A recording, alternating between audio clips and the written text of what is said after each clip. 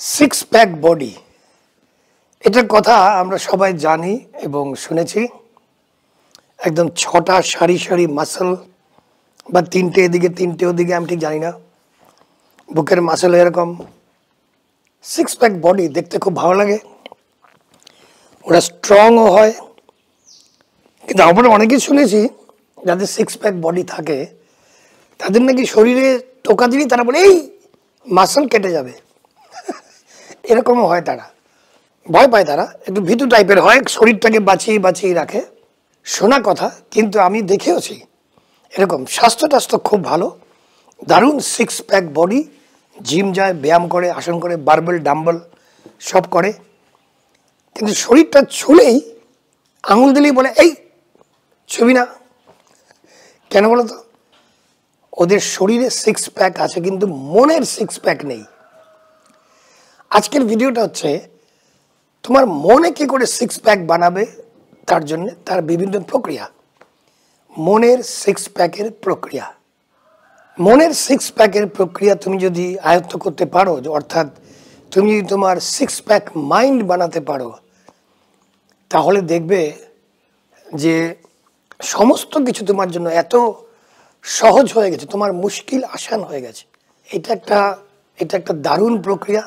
আমি তোমাদের 6টা প্রক্রিয়া বলবো যেগুলি করলে তোমরা সিক্স প্যাক মাইন্ড বা সিক্স প্যাক মন বা দিমাগ বা সিক্স প্যাক বুদ্ধি, যেটাই বলো, সেটা পাবে। এবং সিক্স প্যাক মন থাকলে তোমার আর কিছুর দরকার নেই। চলো কথা বেশি না বাড়িয়ে আমরা প্রক্রিয়াগুলোতে চলে যাই। কিন্তু তার আগে বলে দিই, সাবস্ক্রাইব করো। আমি সাধারণত এই কথাগুলি বলি না, কিন্তু সাবস্ক্রাইব এই জন্য করতে বলছি, সাবস্ক্রাইব করলে প্রত্যেকটি ভালো ভালো ভিডিও তোমরা সম্ভবত দেখতে পাবে। প্লাস তোমার যতগুলো গ্রুপ আছে, তোমার হোয়াটসঅ্যাপ গ্রুপ বা ফেসবুক গ্রুপ, সেখানে এই ভিডিওগুলো শেয়ার করো এবং লোককে বলো যে সাবস্ক্রাইব করতে। কারণ আজে বাজে জিনিসে হাসি ঠাট্টা মশকরা এইসব ভিডিওতে আমরা প্রচুর সাবস্ক্রাইব করি, কিন্তু যেগুলি কাজের ভিডিও, আমি ক্লেম করছি না যে আমার ভিডিওটা সবচাইতে ভালো, না, সেরকম কথা বলছি না। আমার থেকেও ভালো ভালো কথা বলার অনেক লোক আছে, তো আমাকে করো বা ওদের করো, ভালো ভালো ভিডিওতে সাবস্ক্রাইব করো। তাহলে দেখবে জীবন পাল্টাতে হলে যে গাইডেন্স দরকার, সেই গাইডেন্সগুলো তোমরা পাচ্ছ। ঠিক আছে, এইবার চলো যাচ্ছি প্রক্রিয়াতে। প্রক্রিয়া নম্বর 1, সিক্স প্যাক মাইন্ড পাওয়ার জন্য। সেটা কি? 1 নম্বর হচ্ছে তুমি যা চাও, তোমার যেগুলি স্বপ্ন, তুমি যা ডিজায়ার করো, তোমার উইশেস, তোমার ড্রিমস, যাই চেয়ে থাকো, মনে করো এখন থেকে তুমি পেয়ে গেছো। এটা হচ্ছে 1 নম্বর প্রক্রিয়া। সব সময় এমন একটা ফিলিংয়ের মধ্যে থাকবে যাতে করে তোমার মনে হয় তুমি যা চাও তুমি পেয়ে গেছো, অলরেডি পেয়ে গেছো, আগামীকাল পাবো, সামনের মাসে পাবো, এরকম না। তুমি যদি একটা চাকরি সামনের মাসে পাওয়ার আশা করছো বা ড্রিম করছো বা স্বপ্ন দেখছো, তাহলে এখন থেকে ভাবো যে তুমি সেটা পেয়ে গেছো। 1 নম্বর প্রক্রিয়া। প্রথম প্রক্রিয়া হচ্ছে তুমি যা চাও ভাবো যে সেটা পেয়ে গেছো, 1 নম্বর। 2 নম্বর হচ্ছে তোমার যা আছে সেটা নিয়ে গর্ববোধ করো, সেটা নিয়ে মনের মধ্যে কালিমা লেপন করো না, কঠিন বাংলা বললাম, সেটা নিয়ে মনকে কষ্ট দিও না। তোমার যা আছে সেটা নিয়ে গর্ব অনুভব করো। তোমার হয়তো একটা দামি, খুব দামি লিভাইয়ের জ্যাকেট নেই, কিন্তু তোমার একটা লোকাল মার্কেট থেকে কেনা একটা জ্যাকেট আছে, তুমি সেটা পরে লজ্জা পেও না, সেটা পরে তুমি গর্ববোধ করো যে হ্যাঁ এটা আমার, আমি আমার মতো করে কিনেছি। তোমার যদি একটা গাড়ির খুব শখ থেকে থাকে, তোমার কাছে আছে একটা স্কুটার, বা তোমার একটা স্কুটারের শখ আছে বা মোটরসাইকেলের শখ আছে, তোমার কাছে একটা আছে সাইকেল, সেই সাইকেলটা নিয়েই গর্ববোধ করো। Feel proud of what you have. তোমার কাছে যা আছে তুমি যদি সেটা নিয়ে গর্ববোধ করো, তাহলে তোমার ভেতরের যে পজিটিভ এনার্জিটা, তোমার শরীরে এত বেশি ভালো হরমোনস নির্গত হবে এই গর্ববোধ করার জন্যে। দেখবে তোমার আর সেই স্কুটার না থাকার দুঃখটা নেই, এবং দুঃখটা না থাকলেই তোমার মনটা পজিটিভভাবে অ্যাক্ট করবে এবং তুমি সামনে এগিয়ে যেতে অনেক বেশি উৎসাহ পাবে। যদি সবসময় মনে করো যে একটা মোটরসাইকেল থাকলে খুব ভালো হতো, সাইকেলটার দিকে তুমি যদি তুচ্ছ তাচ্ছিল্যভাবে তাকাও, তাহলে সাইকেলের এনার্জিটাও চুপসে যাবে, তুমি তো চুপসে যাবেই। কাজেই চুপসে যাওয়া এনার্জি নিয়ে জীবন কাটিও না। যা আছে তাই নিয়ে গর্ববোধ করো এবং সেটা নিয়ে সন্তুষ্ট থাকো। Be contented by thinking what you have. এটা খুব ইম্পর্টেন্ট, খুব ইম্পর্টেন্ট। আমরা সবসময় বাইরের জানলা দিয়ে বাইরের দিকে তাকিয়ে থাকি, কিন্তু আমাদের ঘরের মধ্যে জানলার ভেতরে কি আছে সেটার দিকে আমরা তাকিয়েও দেখি না। আমাদের যে পোষা কুকুরটা নেড়ি কুকুর, সেটার দিকে আমরা বেশি তাকাই না, কিন্তু একজন যখন হাতে চেন নিয়ে একটা ভালো ল্যাব্রাডর বা কোনো ভালো জাতের কুকুর নিয়ে যায়, আমরা ভাবি আহারে ওরম একটা থাকলে ভালো হতো। কেন? তোমার নেড়ি কুকুর তো তোমাকে প্রেম দেয়, ভালোবাসা দেয়।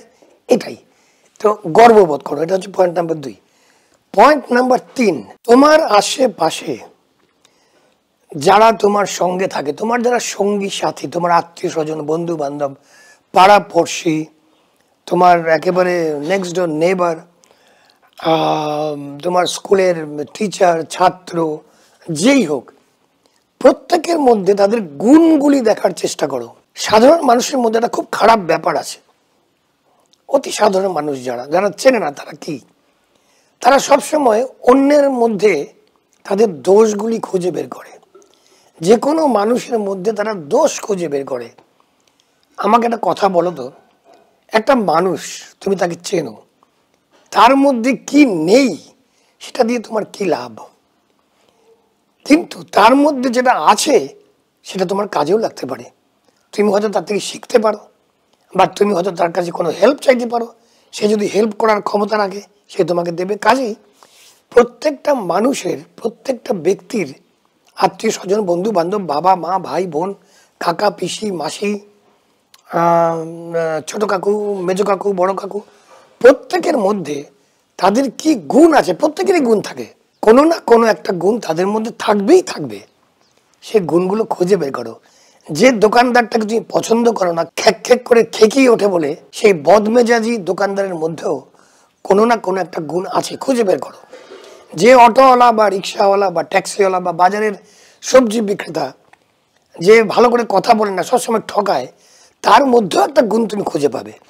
সেই গুণগুলো দেখো, গুণগুলো খুঁজে বের করে সেটাকে কালচার করো, সেটাকে ব্যবহার করো। হয় শেখো বা তার থেকে কিছু নাও, এটা তোমার ভালোর জন্যে। মানুষের মধ্যে দোষ খুঁজে বেড়ালে কোনো মানুষই তোমার পছন্দ হবে না। তা তুমি কি একা থাকবে? পারবে না। কাজেই মানুষের মধ্যে গুণগুলো দেখো, দোষগুলো ভুলে যাও, ওটা কোনো কাজে আসবে না। এটা গেল কত নম্বর? এটা গেল 3 নম্বর। এবার যাচ্ছি 4 নম্বরে। 4 নম্বরটা হচ্ছে 3 নম্বরের মতোই। যে কোনো পরিস্থিতির মধ্যে সুযোগটা খুঁজে দেখো। যে কোনো খারাপ পরিস্থিতি, তোমার একটা সংকট এসেছে, তুমি তোমার বাড়ি ভাড়াটা কম পড়ছে বা বাড়ির ইনস্টলমেন্ট ইএমআইটা তোমার কম পড়ছে, এটা একটা সংকটময় পরিস্থিতি। তুমি কি করবে কি না করবে, এটা সত্যি একটা চিন্তার বিষয়। কিন্তু এটার মধ্যে একটা সুযোগ আছে, একটা অপরচুনিটিও আছে। কি সেটা? তোমার মন তখন চারিদিকে তাকাবে যে আমি আরো অন্য একটা ইনকামের বন্দোবস্ত করি। তুমি হয়তো স্কুলে পড়াও, তুমি হয়তো টিউশন করবে। তুমি যদি কোনো চাকরি করো, তুমি সংসার টানতে পারছো না, তখন তুমি হয়তো একটা কিছু কেনা বেচা শুরু করবে। এই যে সুযোগগুলি, এই সুযোগগুলি খোঁজার চেষ্টা করো। অর্থাৎ যে কোনো পরিস্থিতির মধ্যেও সেই পরিস্থিতি থেকে তুমি কি নিতে পারো সেটা দেখো। পরিস্থিতির চাপে ভেঙে পড়ো না। তো 3 নম্বরটা ছিল মানুষের মধ্যে গুণ দেখো, আর 4 নম্বরটা হচ্ছে যে কোনো পরিস্থিতির মধ্যে তুমি কোন সুযোগটা তোমার চোখের সামনে দেখতে পাচ্ছ সেটা খুঁজে দেখো। এটা গেল 4 নম্বরে। এইবার যাচ্ছি 5 নম্বরে। 5 নম্বর পয়েন্টটা ভীষণ ইম্পর্টেন্ট, বিশেষ করে ইয়াংস্টার্সদের জন্য, যারা খুব তরুণ তরুণী, তাদের জন্যে। কোনো কাজ না ফেলে রাখবে না। যেটা কালকে করার কথা সেটা আজকেই করে ফেলো। এটা খুব প্রচুর বলা হয়। এটাকে ইংরেজিতে বলে প্রোক্রাস্টিনেশন। প্রোক্রাস্টিনেট করবে না। কালকের কাজ আজকে করে ফেলো, আজকের কাজ এখনই করে ফেলো। এই যে গড়িমসি করা যে না আজকের ওখানে যাব না, কালকে যাব, এটা করো না। এটা করলে কি হবে, তোমার কাজগুলো পিছিয়ে যাবে এবং কাজ জমতে থাকবে। আজকের কাজটা যদি আজকে না করো, আজকের কাজটা গিয়ে যোগ হবে আগামীকালের কাজের সঙ্গে। তখন তোমার দুটো কাজ হয়ে যাবে। কাজে আজকের কাজটা তুমি আজকেই শেষ করো, এখনের কাজটা এক্ষুনি করে ফেলো, ভেরি ইজি। এটাতে আমার আর কিছু এক্সপ্লেন করার নেই। এটা ছিল 5 নম্বর। প্রোক্রাস্টিনেট করবে না, বিলম্বিত করবে না, কোনো জিনিসকে লম্বা করবে না, এখানেই শেষ করে দাও, এখনই করে ফেলো। এটা ছিল 5 নম্বর। এইবার আমরা যাচ্ছি লাস্ট পয়েন্ট 6 নম্বর। 6 নম্বরটা, এটার উপর আমার বিশেষ ভিডিও আছে, কৃতজ্ঞতা প্রকাশ। বিশ্ব ব্রহ্মাণ্ডের কাছে কৃতজ্ঞতা প্রকাশ করো। তোমার যা কিছু আছে, তুমি ঘুম থেকে উঠেছো, তুমি শ্বাস প্রশ্বাস নিচ্ছ, বেঁচে আছো, তার জন্য বলো থ্যাংক ইউ। তুমি খেতে পাচ্ছ, তার জন্য বলো থ্যাংক ইউ। তোমার স্নান করার জল আছে, খাবার জল আছে, তার জন্য থ্যাংক ইউ। তোমার চাকরি আছে, বা তোমার কোনো একটা কাজ আছে, বা তুমি কলেজে যাচ্ছ, স্কুলে যাচ্ছ, বলো থ্যাংক ইউ। এই যে সুযোগগুলি তুমি পাচ্ছ, এই যে বিশ্ব ব্রহ্মাণ্ড, মানে বিশ্ব ব্রহ্মাণ্ড তোমার পরিবারের ফর্মে, বা তোমার বন্ধুর ফর্মে, বা তোমার যে কোনো সহায়তা করার মতো ব্যক্তির ফর্মে, সেই রূপে তোমাকে যে হেল্প করছে, তুমি যে বেঁচে থেকে জীবনটা চালিয়ে যাচ্ছ, এটার জন্য তুমি থ্যাঙ্কফুল থাকো। এখন বিশ্ব ব্রহ্মাণ্ডকে কোথায় খুঁজে পাবে? তোমার চারিদিকে আছে, তুমি ডুবে আছো তার মধ্যে। তাও তো আমরা যেমন পুজো করার জন্য আমাদের একটা মূর্তির দরকার হয়, কাকে পুজো করব? ঠিক সেরকম তুমি বিশ্ব ব্রহ্মাণ্ডকে যখন থ্যাংক ইউ বলতে চাও, কাকে বলবে? কোথায় বিশ্ব ব্রহ্মাণ্ড? কাজেই যার সঙ্গেই দেখা হবে, যে কোনো অছিলায়, যে কোনো অজুহাতে, তাকে বলবে থ্যাংক ইউ। রিক্সাওয়ালা তোমাকে নামিয়ে দিল, থ্যাংক ইউ ভাই, ভালো থেকো। অটোওয়ালা তোমাকে নামিয়ে দিল কোথাও, থ্যাংক ইউ ভাই, ভালো থেকো। সবজিওয়ালা, মাছওয়ালা, তরকারিওয়ালা, তারপরে স্কুলের টিচার, তোমার বন্ধু, তোমার সহকর্মী, সবাইকে বলো থ্যাংক ইউ ভাই, ভালো থেকো, আবার দেখা হবে। অর্থাৎ যেহেতু আমরা সবাই, প্রত্যেকটি মানুষ, প্রত্যেকটি জন্তু জানোয়ার, গাছপালা, বিল্ডিং, সিনেমা হল, মল, মুদির দোকান, সব কিছুই হচ্ছে এই বিশ্ব ব্রহ্মাণ্ডের একটা অঙ্গ। কাজে তুমি যাকে খুশি, যে কোনো জিনিসকে বলতে পারো থ্যাংক ইউ। এই যে আমার সামনে, এই যে তোমাকে দেখাচ্ছে, এই যে সুন্দর একটা গাছ রয়েছে, দেখো পাম ট্রি, এই যে এতগুলো পাম ট্রি, আমি যখন এখানে বসে ভিডিও করি, আমি ওদের বলি থ্যাংক ইউ ভাই, এত সুন্দর এই গ্রিনারি বজায় রাখার জন্যে, অক্সিজেন দেওয়ার জন্যে থ্যাংক ইউ। এরাও তো আমাদের এই বিশ্ব ব্রহ্মাণ্ডেরই একটা অঙ্গ, তাই না? কাজেই সর্বক্ষণ থ্যাংক ইউ বলা আমাদের মধ্যে অভ্যেসটা নেই। আমার মনে আছে, আমি যখন কাউকে একটু থ্যাংক ইউ বলি, আরে আবার থ্যাংক ইউ কেন দিচ্ছ, ওটা তো ঠিক আছে, মানে লজ্জা পেয়ে যায়। থ্যাংক ইউ শুনতে অভ্যস্ত নয়, আমরা বাঙালিরা থ্যাংক ইউ শুনতে অভ্যস্ত নই, আমাদের ধন্যবাদ দেয়ই না কেউ। কাজেই তুমি যদি দেখবে, যদি বাবা মাকে হঠাৎ করে বলো থ্যাংক ইউ, বাবা মা অবাক হবে। ভাই বোনকে যদি বলো থ্যাংক ইউ, অবাক হয়ে যাবে, কারণ এই অভ্যেসটা আমাদের মধ্যে নেই। বিদেশে এই থ্যাংক ইউ ব্যাপারটার প্রচুর প্রচলন। এটা is a way of expressing your gratitude, তোমার কৃতজ্ঞতা প্রকাশ করার এটা একটা রাস্তা।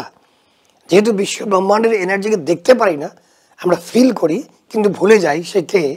কাজেই যাকে দেখবে, আমি তোমার কুকুরকেও বলি, এই যে আমাকে একটু চেটে দিল সকালবেলা, আমি বলি থ্যাংক ইউ, কারণ একটু আদর করে দিল, একটু ভালোবাসা দেখালো, থ্যাংক ইউ। তো এইভাবে থ্যাংক ইউ যদি বলতে থাকো, পাগলের মতো বলো না, রাস্তা দিয়ে যখন যাচ্ছ বিড়বিড় করে থ্যাংক ইউ সেরকম করার দরকার নেই। কারোর সঙ্গে কথা হচ্ছে, দেখা সাক্ষাৎ হলো, কথা শেষ হলো, থ্যাংক ইউ, খুব ভালো লাগলো, ভালো থাকবেন। এই যে দু একটা মিষ্টি কথার আদান প্রদান, এতে আমাদের শরীর অনেক ভালো থাকে। শরীর, মন, আমাদের হরমোন, মেন থিং হচ্ছে হরমোনস। এই ভালো ভালো হরমোনস যখন নির্গত হবে শরীরে, তখন শরীর, স্বাস্থ্য, মন, এনার্জি সব কিছু এত ভালো থাকবে যে তুমি তোমার জীবনটাকেও খুব সুন্দরভাবে গুছিয়ে একদম তরতর করে এগিয়ে যাবে। বাস এটুকুই বলা ছিল। তোমরা সবাই ভালো থাকবে, তোমাদের সবার মঙ্গল হোক। আবার দেখা হবে, যাও জিতে নাও।